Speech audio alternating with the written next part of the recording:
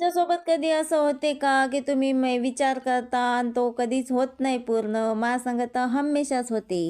आज मला झाडझूड करायची होती आणि कपडे लई धुवायचे होते, कामाला होते. म्हटलं झाडझूड करून घेतो पहिले आणि मग धुतो कपडे. झाडझूड होत नाही तर आले आमच्या घरी पाहुणे. आता पाहुणे आले तर पाहुणे विचारत होते आईले, तर मग आई म्हणे बाबा तू झाडूझूड कर, मी जेवण करत होते. लोक म्हटलं जा आई आहे घरात. पाहुण्याला द्यायला घरात पाठवून आणि मी काही पुंजा भरल्याशिवाय गेलीच नाही, कारण पाहुणे आल्यावर मग चहा पाणी नाही तर मग जेवण सगळंच चालते. पुंजा भरून आल्यावर घरात पाहतो तर पाहुणे आपापल्या हातानंच पाणी पिऊ राहिले, एकमेकाला देऊ राहिले, नाही तोड राहिली भाजीपाला.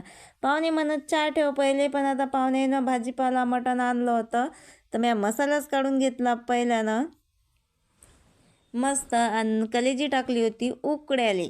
कलेजी शिजू राहिली मस्त. म्हटलं आता कलेजी शिजली तर भाजीच करून घेतो. भाजी बनवली मग कलेजीची, अशी एक नंबर भाजी झाली आणि पोळ्याही बनवून घेतल्या होत्या जागीच. मग मटण आणल्यावर स्वयंपाकाचं काही एवढं टेन्शन नाही, स्वयंपाक लवकरच झाला. तर आईले म्हणलं आता तू वाढ, मला लय जास्त भूक लागली आणि तुला भूक लागली असेल तर तूही जेवण करून घे. आई म्हणली मी जेवत नाही.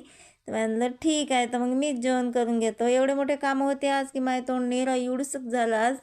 पसारा लय पडला होता आणि पाहुण्याला जायचं होतं वावरात, आणि पाहुण्याला वावर माहीत नाही. तर मग आई गेली होती पाहुण्यासोबत वावरात, आणि हे वावरात गेले तर मग पसारा पडला होता घरादारात लय भांड्या कुंड्याचा जेवणाचा.